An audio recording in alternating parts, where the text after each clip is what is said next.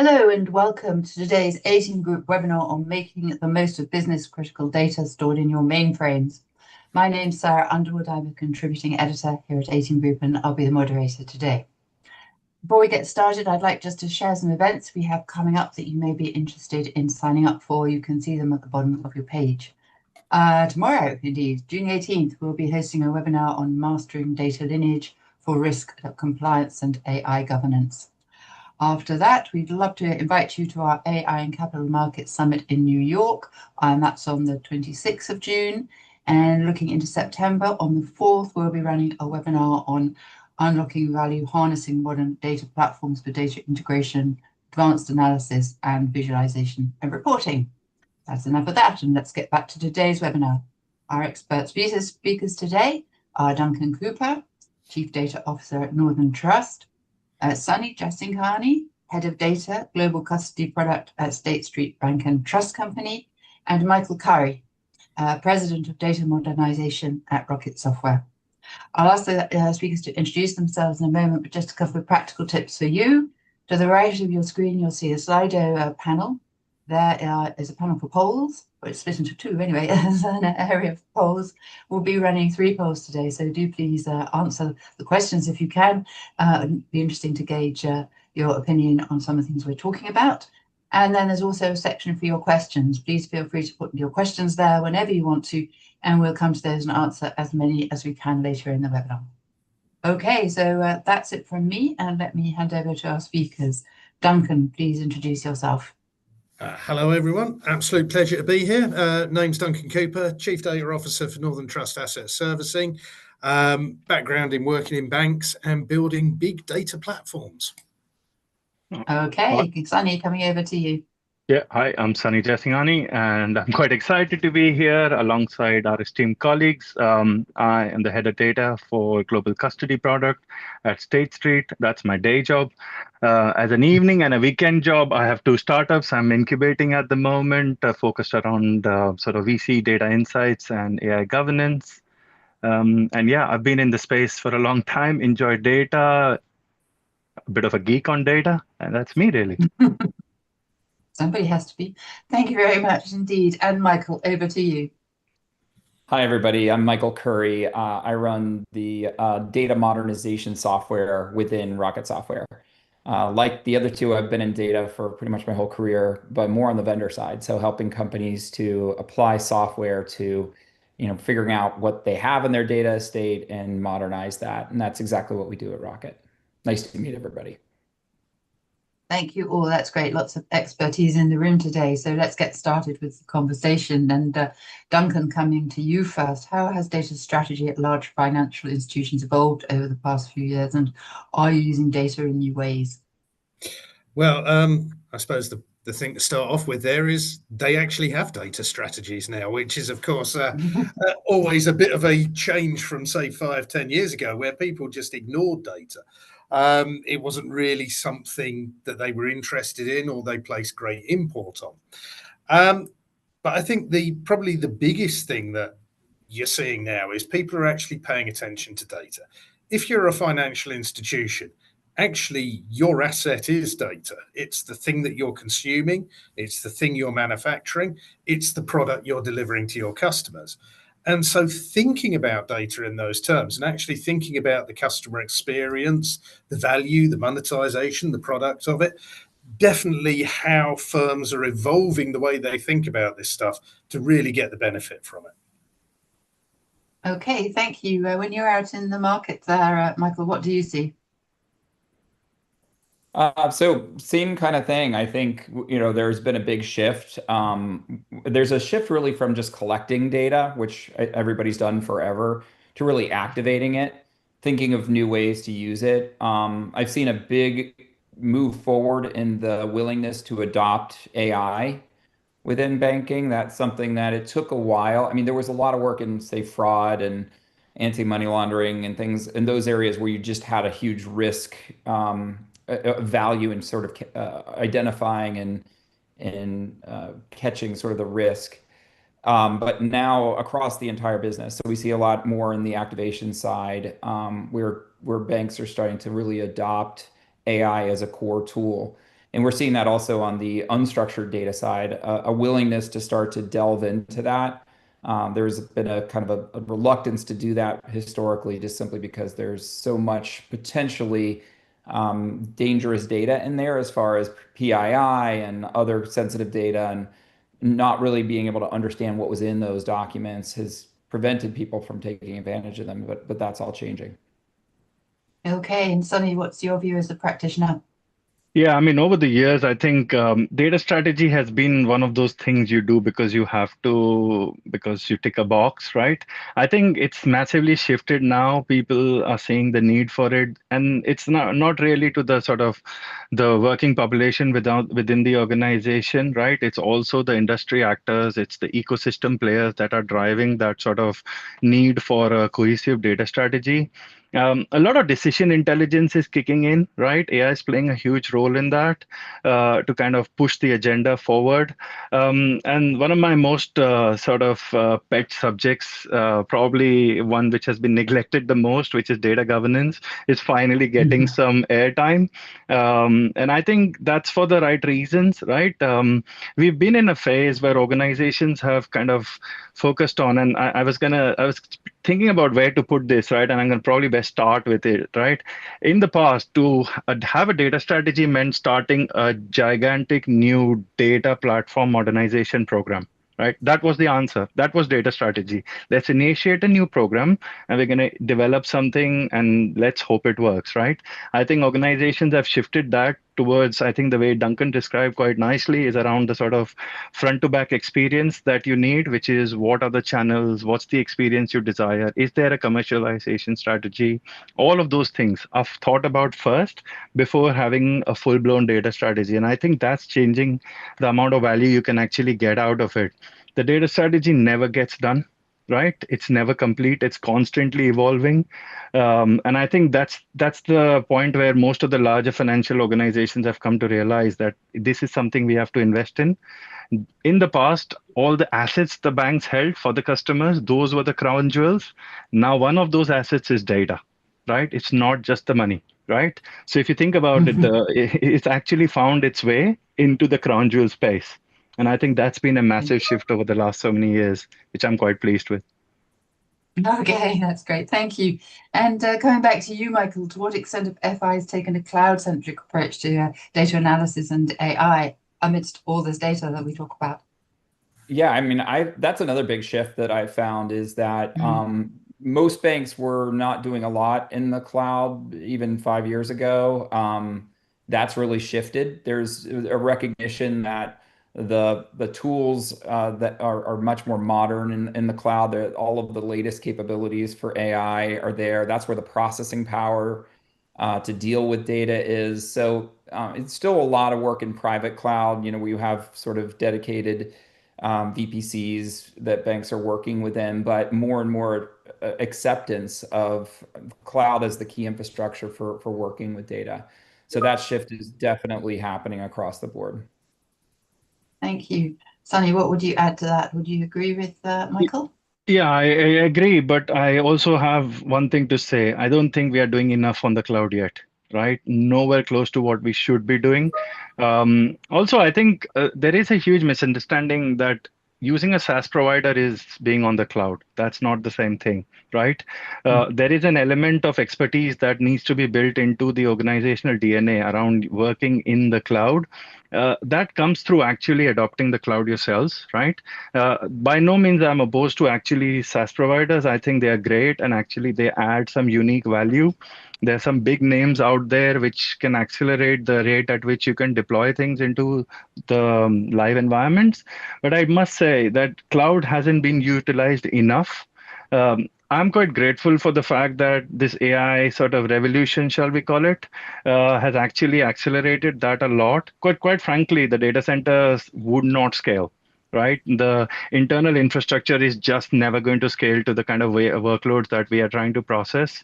I've seen this in many organizations that cloud is just basically a data center on the cloud, which is not the mindset you're seeing now. With data, people are starting to think about cloud a lot more systematically, which is great.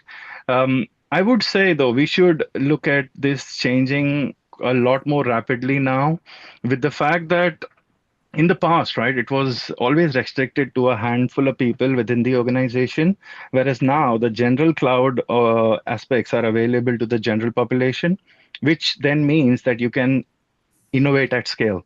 And that's exactly what financial services organizations need, really, because the threats are coming left, right, and center, right? If you don't keep up with it, you're going to be out.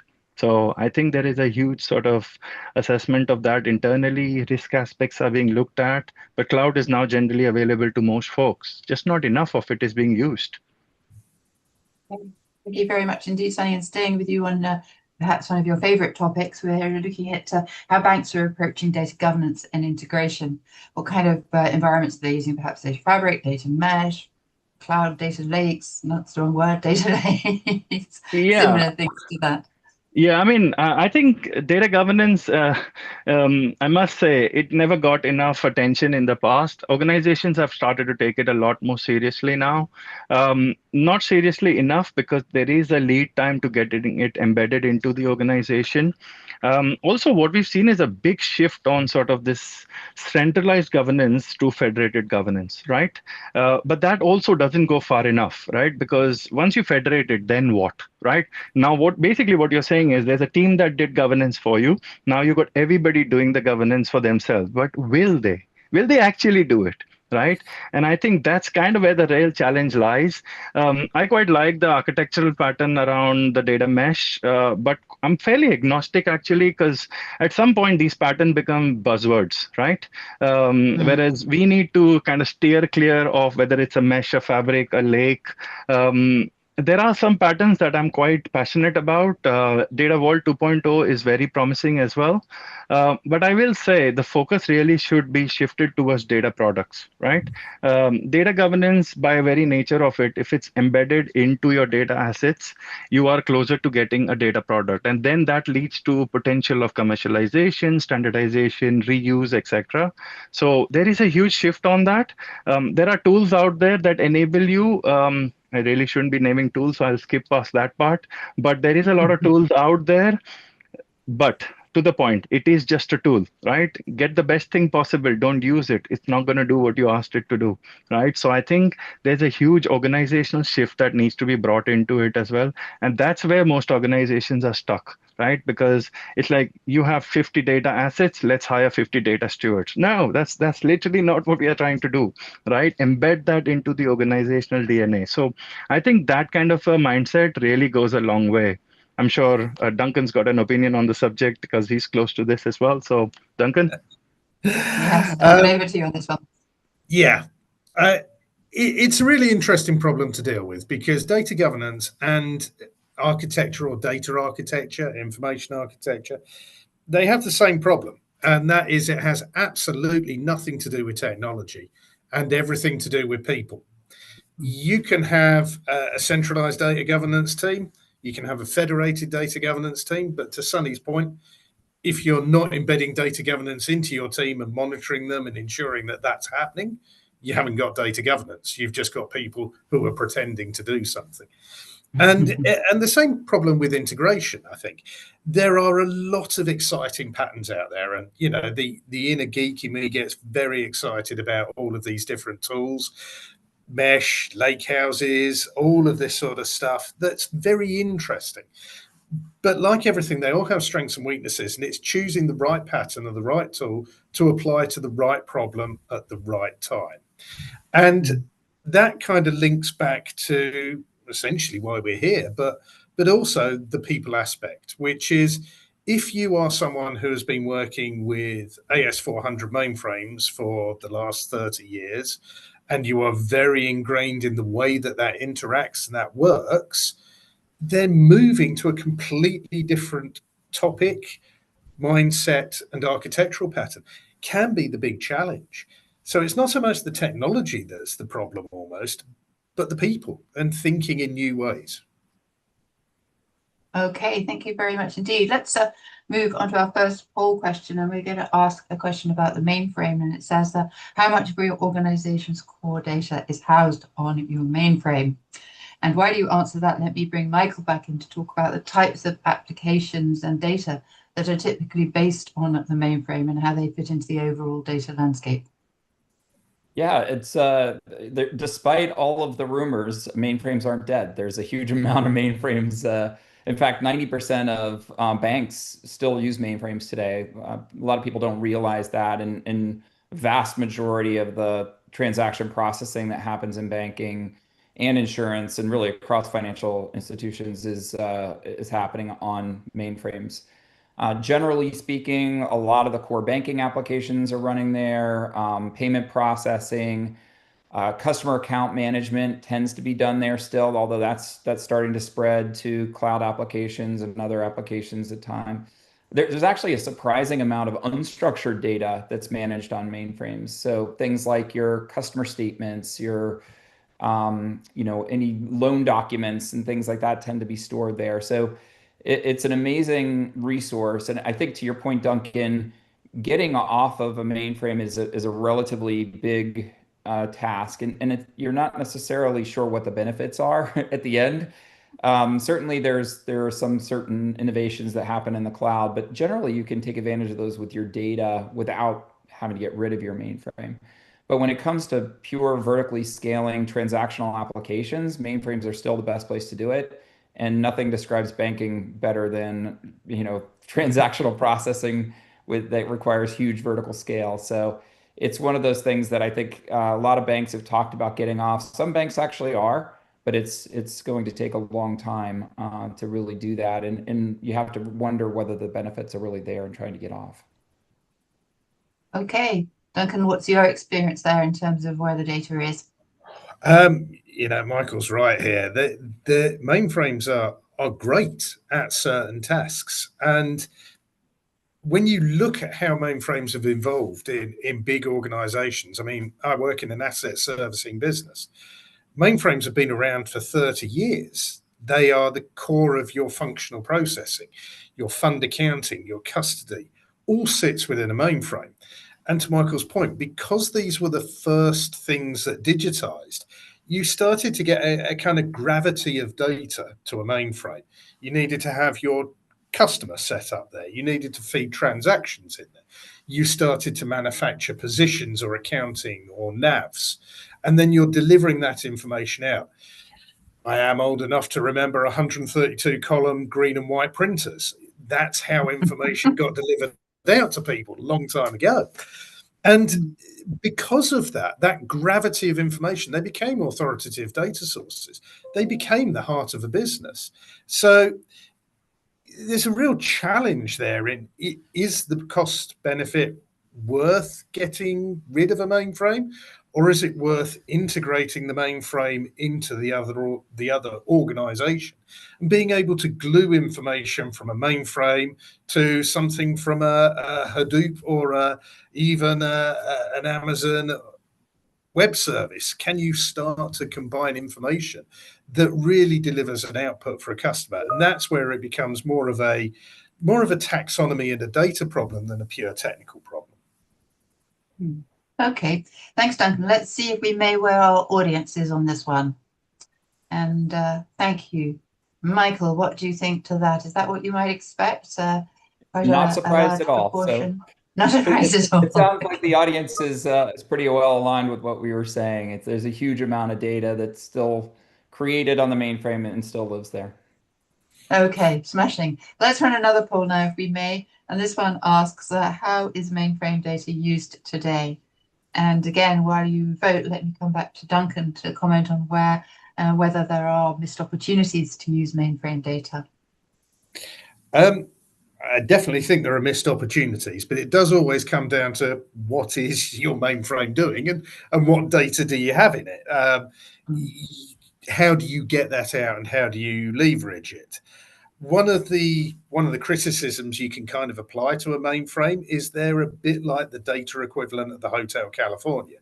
Incredibly easy to check your data in there, but incredibly difficult to leave.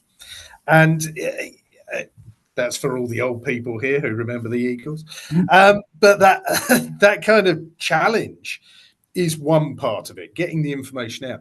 But I think the actual other challenge with mainframes is that you're starting to deal with data that is designed in information structures that were designed at the time of creation. So they can be quite restrictive in what they do, or the way they describe information, or the metadata that may be attached to it. So it becomes quite difficult to be able to leverage it. But you look at the information in there, and it is your core transactional processing, as we kind of touched on.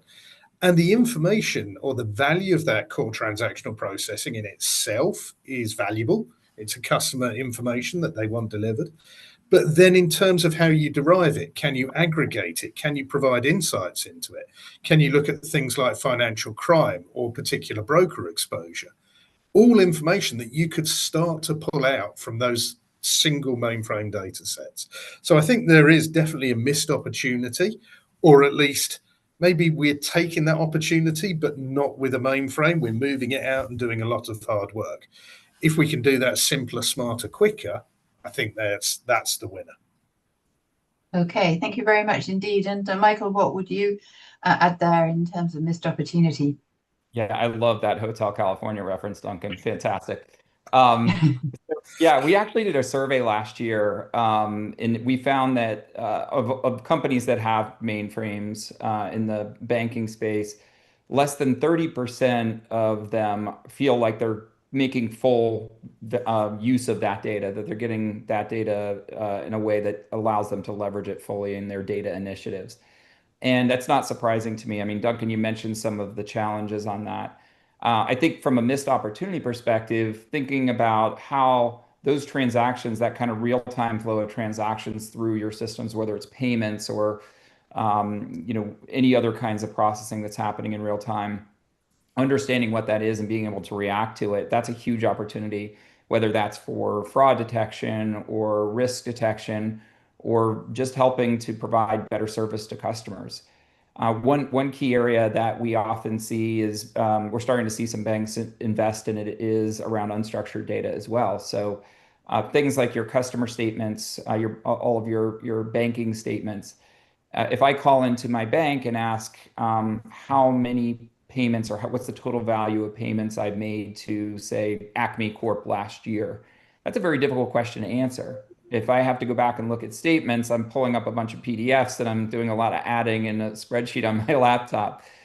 So banks are starting to open up generative AI use cases around things like statements so that they can summarize that unstructured data and help customer service reps to answer questions more easily for customers. And that could be, data that's buried in customer statements. It could be also in onboarding documents or loan documents or a bunch of different things where people may have questions about it and it's difficult to find answers. It's where a lot of that customer service time is spent. So I think those opportunities have been missed, but luckily we're starting to see a lot more banks invest in those types of use cases.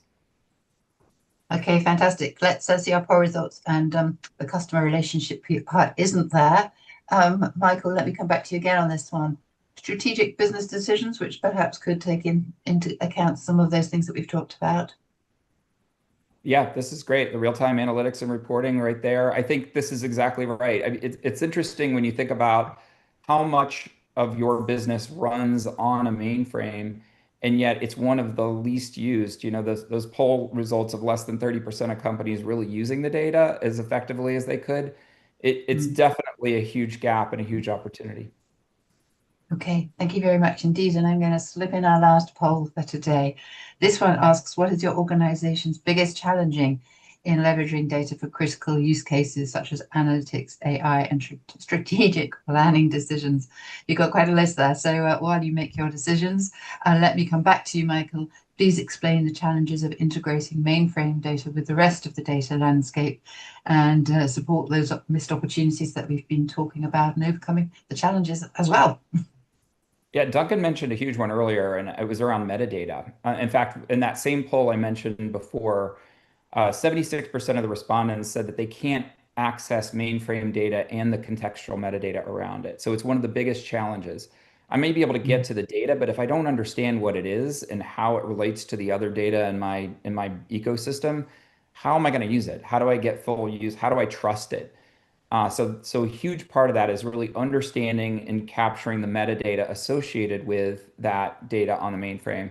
And and then being able to integrate it in with your cloud data. 64% of the people in the poll said that they couldn't integrate that data with their cloud data. And again, I think that comes down to not understanding it well enough, not having that metadata context to help them with that.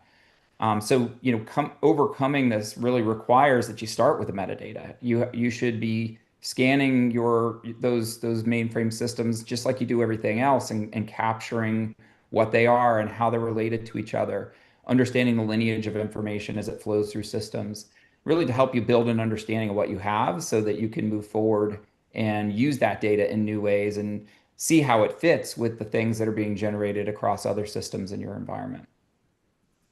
Okay, thank you. Duncan, what's your experience here, perhaps as a practitioner?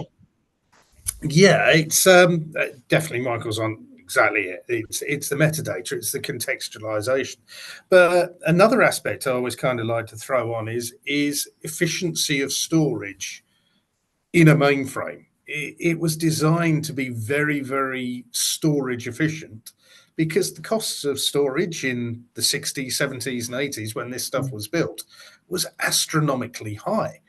Nowadays, cost of storage is next to nothing. You can store terabytes for a couple of dollars a year. It's that cheap. So that difference between very structured, very cultured, very efficient data in a mainframe versus the kind of plethora of information that you might find in a data lake can lead to a challenge of just joining this stuff up and getting a useful signal out of it. You're looking at a very much a one-to-many kind of operation between the two.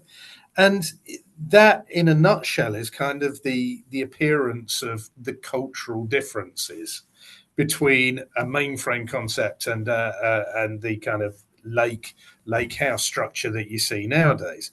I tend to describe it as a bit like sitting in a room listening my dad talking to my daughter, because you've got that very different crossover of 1960s hippie to the noughties kind of girl raised on this weird brain rot language, I think she calls it, where she's pulling out all of these different phrases. And when they find commonality and common ground, you start to get interesting conversations going. But initially, they're very, very much in different cultural spaces. And that's possibly the challenge that we really see with mainframes, is just getting people to a common ground that they can actually talk and kind of share ideas and concepts with each other. Okay, thank you. Let's see where the audience is feeling most challenged here. And Duncan, perhaps you'd like to lead off on this one. Data accessibility and integration across platforms, which is pretty much what you've been talking about. Does that ring true for you? If anything, I would say it's actually lower than I would expect. I was kind of expecting higher. But then you look at the other choices, and really data accessibility and integration, and then modernizing the legacy data formats, they're two sides of the same coin. So you could quite honestly argue that actually it's only 8% of people aren't experiencing any problems. And that definitely makes sense to me. You're seeing the challenges of the Hotel California of data with the completely unintelligible language that you get within it. That's the area that we need to work on to really get the benefits from it. Okay, fine. Would you agree with that, Michael? Is that what you would expect to see? Oh yeah, I mean, this is exactly what I would have expected, and I love Duncan. That analogy is perfect. Like your grandfather talking to your granddaughter, his granddaughter, and that we see that, right? You have a different culture, a different perspective on how open data should be. Sunny, you mentioned sort of data mesh architectures and federating ownership. That's very difficult to do in a lot of cases when you're talking to mainframe teams. They've been very protective of their data. The data has, obviously a lot of controls built around it. And so being able to create a connection and a communication mechanism across those teams, between mainframe teams and cloud teams, in a way that makes the data still self-service in a way to the cloud teams, but protects it and enables the mainframe team to actually still control that's a key element of success. And metadata is the kind of language that helps describe and create that lingua franca across those environments. But ultimately, there's cultural issues that have to be overcome, and the business drivers have to overcome that sort of inertia that exists in all companies around that. Okay, thank you very much indeed. And Sunny, bringing you back in, tell us how you see the impact of AI on data integration. You mentioned it before. How big is it getting? How accurate is it getting? Is it becoming very useful, or is it a long way to go? Yeah, so I mean, I don't think AI is going to miss anything, right? It's going to have an impact on literally everything. Mhm. Data integration, actually, if you look at it, right, there's a short term, medium term, long term view on it, right? The short term view is to enable AI, you need to have the data integrated because the AI is only as good as the data you make accessible to it, right? So there is that. I believe in the medium term, actually, AI is enabling the additional data to be integrated quicker in terms of auto generation of linkages, mappings, integration protocols, etc. And in the long term, I think the sort of traditional constructs of data are pretty much going to be obsolete, right? I think to touch on one of the points mentioned earlier as well around metadata, right? That's still sort of taxonomy metadata in the more traditional sense, right? With the sort of proliferation of data that's happening all over the place now and the speed at which data is growing, we are going to see a more ontological view to data, right? That's gonna then sort of create a bit of a graphical knowledge graph sort of revolution, which we are already starting to see now. That is really where the traditional data integration, where you get data from one place, call it streaming, right? We've talked about data streaming for so long. No one's actually done it properly, quite frankly. And at some point, it's not even going to be as relevant because it's not just about the data streams. It's about the kind of insights, the attributes that go with it. That's where the real magic is going to be. And that's what I'm most excited about, that it's not really it's either or, right? You couldn't just say the impact of AI on data integration, or you could also say the lack of data integration and the impact of that to get any value out of AI. Right. So we got to look at both of those. But yeah, AI is going to touch everything. It already is now. It's going to accelerate data integration. I would say that take a more sort of methodical, semantic approach to it. The traditional approaches for data integration are pretty much obsolete already. Okay, thank you. And Michael, coming to you when you're out there in the market talking to customers, where is everybody with AI and how do you see that going? So I agree with Sunny. I mean, that's not even a, a 10-year future. That's probably a 5-year future, right?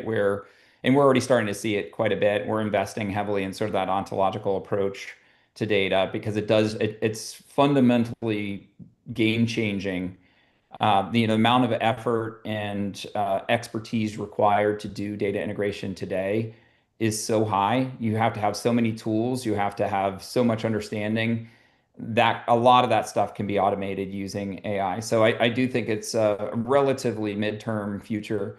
But I would say in the very short term, AI has really inspired many companies to invest in data integration. So in some ways, it's been an accelerant to traditional data integration because people recognize that they can't get the value out of AI unless their data is in good shape. And that's, integrating it to create a holistic view, but it's also data quality, applying data quality to the data, getting that metadata understanding, extracting ontological data from it so that you can start to get a better picture of how it fits into a larger set of definitions, doing that end-to-end governance so you can trust it on an ongoing basis. All that's part of data integration.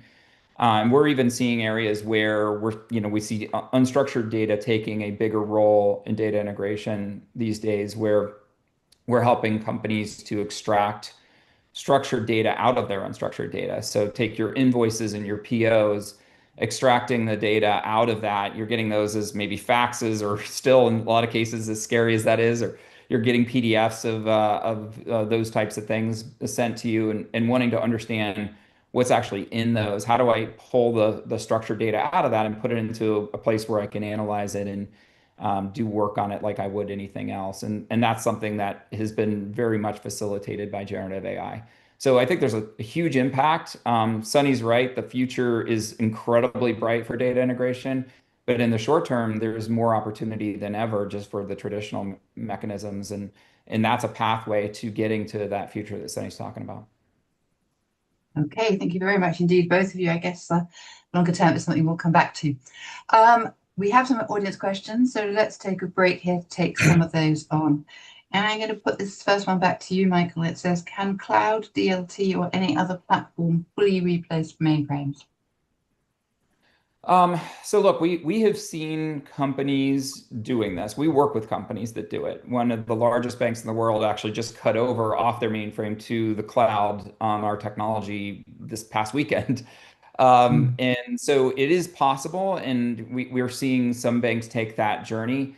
It's difficult though. The journey is long and difficult. And ultimately, I have my doubts that you're going to get the same quality of service out of a cloud-based system, at least in the current state of the technology, that you get out of the mainframe. The mainframe has 5 nines of availability. There is no cloud provider that provides that.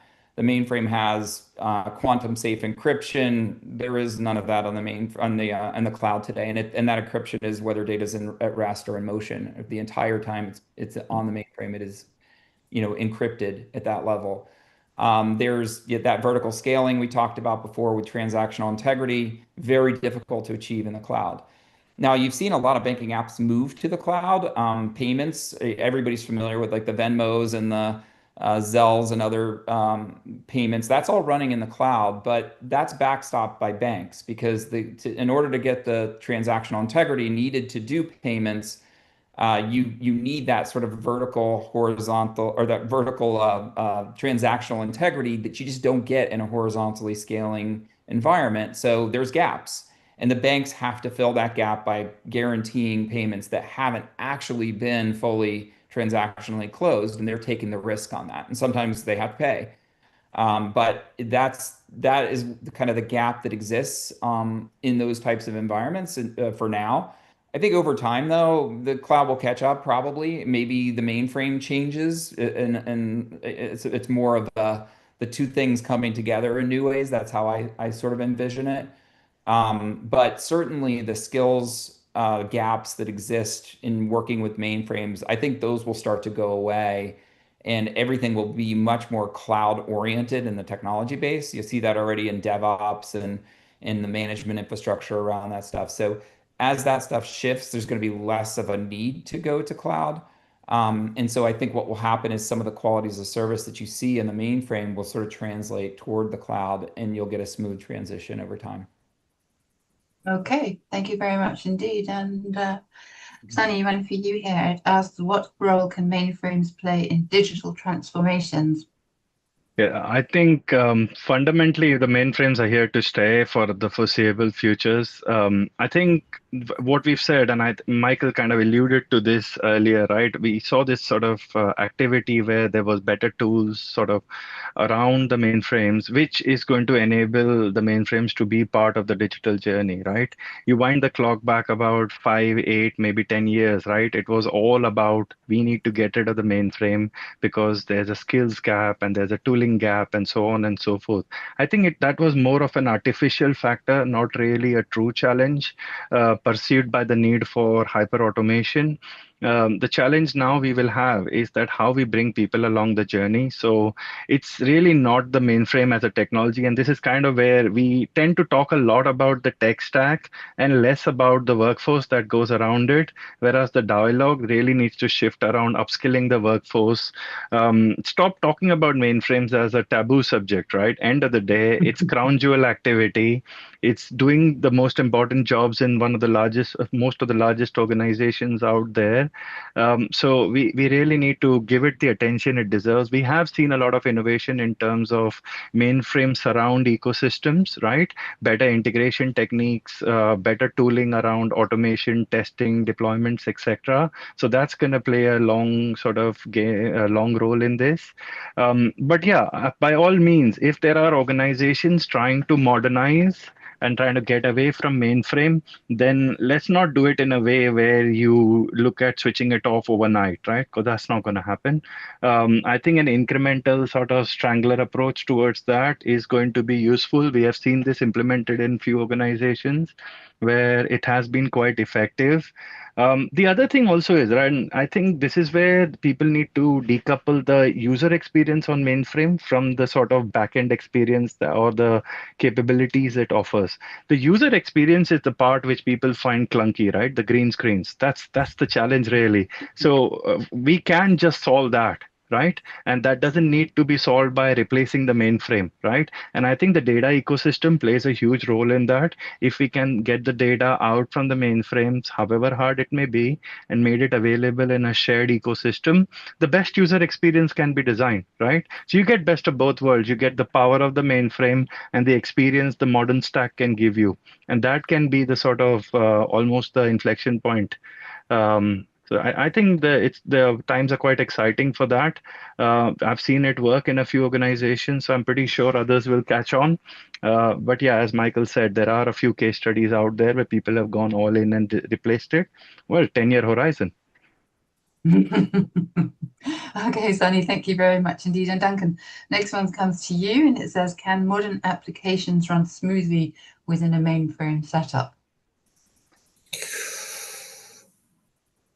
Yes, but I haven't seen one. there's an answer. I believe they can. This is not necessarily a technical problem. The being able to integrate information back and forth, being able to build things. To Sunny's point, he was just talking about the user experience and taking that away from the mainframe. This is exactly the same thing. Can you containerize and appize your workflow from the mainframe into something maybe developed this century that starts to make it look a little bit more interactive and human, but you're still getting all the benefits of this big centralized processing power in a mainframe. The question really is more, I'm going to quote Jeff Goldblum from Jurassic Park. We were too busy wondering if we could do it, whether we should be able to do it. And that's the kind of situation. Yeah, of course you could. Technically, you could do it, but what's the benefit? Is there a real return on that investment to start keeping the mainframe and then building this big heavyweight kind of framework around that to be able to use the data outside of the mainframe? Does that really give a return on investment? Maybe, because to Sunny's point, if you're decommissioning a mainframe or moving off of it and you're looking at a 10-year life cycle to do something like that, then maybe this is a good interim step or a good gap to take. But it really just depends on the context of where you as an organization are and where you want to get to over a period of time. Okay, thank you very much indeed. We'll take on another couple because we do have time, I think, at the moment. And I'm going to come back to you, Sunny. You talked about the system, the stack, and the people. This one says, are there any concerns about the availability of programming skills to manage mainframes? Oh, 100% is right. That goes without saying. We've seen this across the industry actually. The kind of population that would be working on mainframes, of course, are sort of towards the sort of for other end of their careers, and obviously not a lot of newer younger generation is taking those skills on. So there is 100% going to be a skills or a resourcing challenge. And this is kind of why I think we have to start transitioning towards sort of building new capabilities outside of the mainframe. But that is not the same as replacing the mainframe with something massive and monolithic again, right? So I think the approach that I've seen work, and I think I mentioned this earlier, the Strangler approach towards mainframe is quite effective, which means that as the new capabilities are required, new features are required, you start building that outside and create an interaction layer. That does work. It is really about your organizational direction, right? And I think not just about the mainframe skills gap. I think just broadly engineering skills gap within any organization is something that needs to be addressed, right? Because it's really it's about how you think, how you coach, and the level of autonomy you offer your engineering organization to be able to innovate. Because in absence of that, they're basically going to keep doing the same things over and over again and going to be the next mainframe generation. We'll call it mainframe 1.0 to 2.0 mainframes, right? But it's exactly where the tech stack is going to be. So I would say focus on the people agenda and, of course, give the autonomy to innovate. give the tools that they require, and the teams will do what is required of them. Okay, that's great. Thank you. A fairly straightforward one here for you, Michael. It says, how can we identify and delete duplicated data in mainframe? Obviously, there's a lot of data there. How can they clean that up? Yeah, I mean, it's a problem everybody deals with, right? I mean, we have duplicated data everywhere. Usually there's a lot of tools that will help you to do that. I think one of the key things we've all been talking about here is just integrating your data off the mainframe sometimes to do those types of tasks, right? If I want to do data cleansing of any kind, whether it's duplicate removal or standardizing data more effectively, or augmenting the data with additional context like additional demographics or whatever else I want to add around the outside of it. A lot of that stuff is better facilitated not happening on the mainframe just simply because those resources are in the cloud. But I might still want to land that data back on the mainframe at the end. So this idea of just the fluidity of data across platforms, like don't worry about it. The fact that you're going to be doing some processing of data off the mainframe to clean it up and then maybe put it back there, it shouldn't matter. And I think some of the barriers we talked about earlier have been the things preventing people from being able to do that. And some of that also comes down to what Sunny just talked about on the skills side. But more and more as these tools evolve, as the whole concept of Gen AI facilitated work continues to evolve, the vagaries of what's going on in the mainframe sort of disappear, just like they do for Java or whatever language you're using. You start to like not have to worry so much about it because you're working at a more abstract level. You're talking in human language, and the specifics of those languages and in those environments sort of get abstracted away from you and handled by the AI. That's the concept behind it. So in some ways, I think the whole skills challenge and the idea of the fluidity of data really go away to a certain extent as Gen AI evolves and as we learn a new working style. Because we don't, if even today, my development teams work with code assistants, and they've learned an entirely different way of working than they used to have. It's like re-educated them on how to do development because these tools are so effective in helping them. They still have to understand code. They still have to be able to make sure the models are doing the right work. But having that ability to use something that facilitates a much higher degree of productivity under the covers really changes the whole paradigm. And it takes away some of the concerns around how difficult it is to do these things. Okay, thank you very much indeed. I think that's all we have time for today. So thank you to our audience for your questions, and of course to our speakers for their answers. And looking forward and back to my agenda, and Duncan, what emerging data management innovations should financial institutions be investing in and why? And I think we probably touched on quite a few of the answers already. So if you want to just sum that up for us. Yeah, sure. Look, it's definitely the AI, but I'm going to talk about the application of AI here because AI is just a tool. You know, anything's a nail if you hit it hard enough. So I kind of look at two kind of announcements that I've seen recently. One of them I saw on LinkedIn last week. I think it was Morgan Stanley, but I could be wrong. That they had created a tool that allowed them to rip through legacy mainframe code, and it would read it, and it wouldn't translate it to another language, but it would translate it into a human readable functional specification explaining what it did. The only objection I had with that is they talked about legacy languages like Perl being moved to modern languages like Python. I have to point out, as an old Perl developer, Perl was created in 1989 and Python was created in 1991.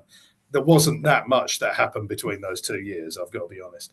But that was a really interesting kind of space, a really interesting application, because when you're dealing with mainframes, the people who have created these are probably not working anymore. They are enjoying their retirement. They're spending their kids' inheritance and they're getting drunk on beaches and having a great time. But they are not going to come back and read the code for you that they wrote 30 years ago and explain what's happening to it. So that's one of them. And another application, a tool we've been looking at called Zengines, which quite frankly, looks like witchcraft to me. We plug it onto mainframe boxes and it looks at what goes in and it looks at the data that comes out and it tells us what's happening in the middle, essentially explaining that business process. I think those applications of just taking away the need for the programmer skills that Sonny was talking about, just to explain what's happening in a human readable or human understandable form, I think that's a really cool application of AI in a modern world. Okay, thanks, Duncan. Michael, what would you add to that in terms of what FI should be almost preparing for? Yeah, I love the explainability example, Duncan, that idea of explaining what's happening. We deal with that all the time, right? Whether it's code or even to see what's happening with data. How does data move across those environments and what happens to it along the way? A lot of that's even required for regulatory purposes. The thing I would add to that is also just unstructured data. There's so much you can do with that today. Unstructured data is anywhere from 80 to 90% of the data that a typical organization manages. It's just unstructured. It's documents, it's legal contracts and invoices and onboarding documents for customers and claims and all this stuff that's floating around that you can't machine read very easily.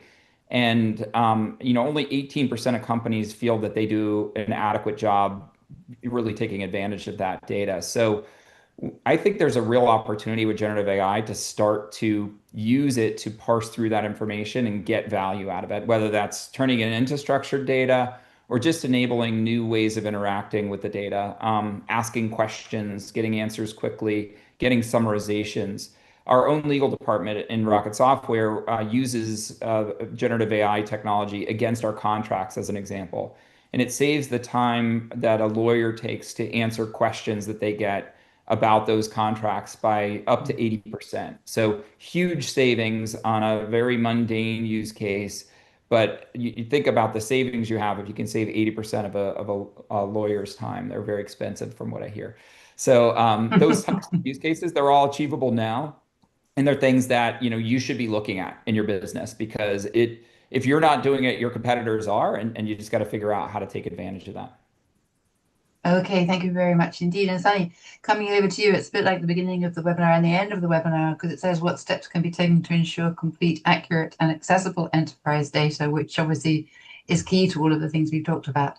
Yeah, I mean, there's a massive list of steps I could go through, but I'll tell you the one you should not do, right? And let's start with that. So it's not about the tooling at all, right? So that's the common denominator to this, right?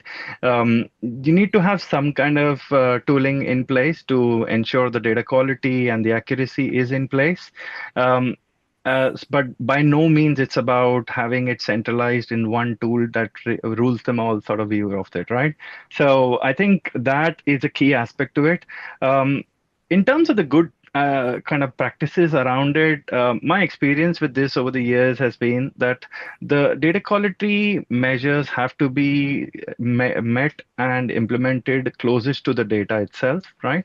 So absolutely bed that into the process which is generating the data or publishing the data. The typical approach, which we've seen, and it fails time and time and again, is the fact that you do it downstream, right? So do not remedy the data downstream.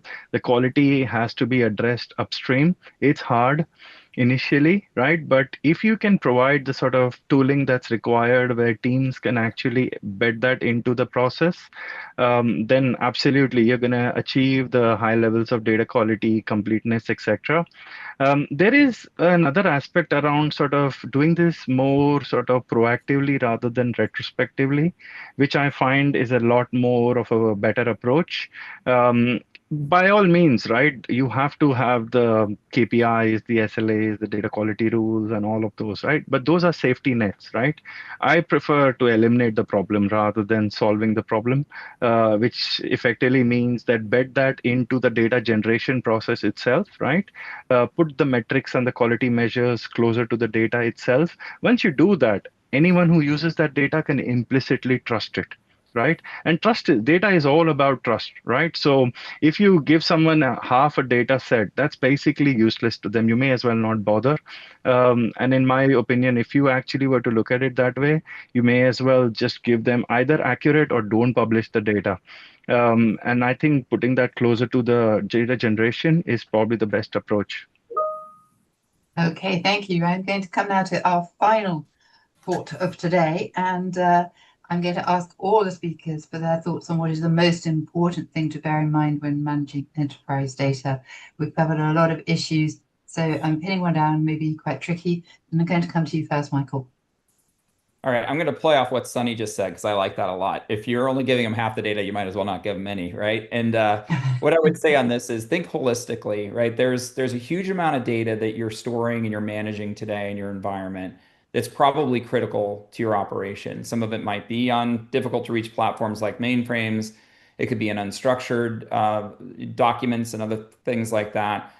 Thinking holistically about how do I pull that complete perspective together, integrate the metadata in a way that makes a clear understanding of how this all fits together. That's going to prepare you for the next phase of AI and of value out of that data. So I think it's really critical for you to look at that and look differently than probably you have historically at your data ecosystem, your data estate, and think about how can I get new leverage off of things that I'm already managing that I'm not really taking advantage of today.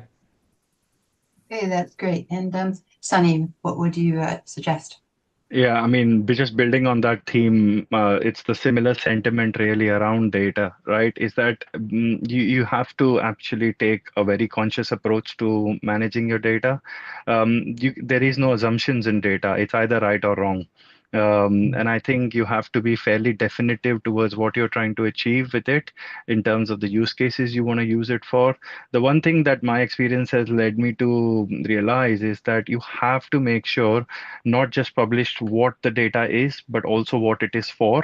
And I think that kind of a data contracts view on the data is essential. But all in all, right, treat the data with the respect you would do as any other important thing within the organization. And also take the whole organization along in the journey, right? So what I typically see is that you've got certain pockets of the organization focused on data, either it's technology or product or operations. I don't think it's mutually exclusive in that sense. Everyone has to be part of the journey. And bring them along is key. So focus on it as an organizational transformation that's required, not just a technology transformation. Okay, thank you. And Duncan, some final words from you here, please. That was beautifully organised because Michael started with the data, Sunny went from data to organisational structure, and I'm going to go with people because thus Sunny joins us together in a beautiful, seamless path. Because the people, when you look at this question, it's what's the most important thing to look at. And for me, you can have the best technology in the world. You can have the greatest data quality. You can be cataloging and capturing all your information. But unless you have the right people in the organization who are fanatical advocates for the use of data, you're not likely to succeed. And that's really where I think data as a whole in our industry has probably missed out. It's actually a people business. It's actually about solving problems for customers, making things better, giving information and insight so our leadership can make better business decisions, make better investment strategies. It is all driven by people. So thinking about data, but thinking about the people in it, for me, is probably the takeaway for the most important thing. Fabulous. Thank you, Duncan, and thank you to all our speakers for sharing their experience and expertise. Thank you too to Rocket Software for sponsoring today's webinar.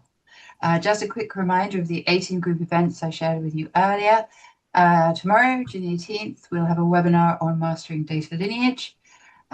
Please feel free to join us on June the 26th at our AI and Capital Markets Summit in New York. I suspect you'll hear some of the things that we've talked about here and take it on from there.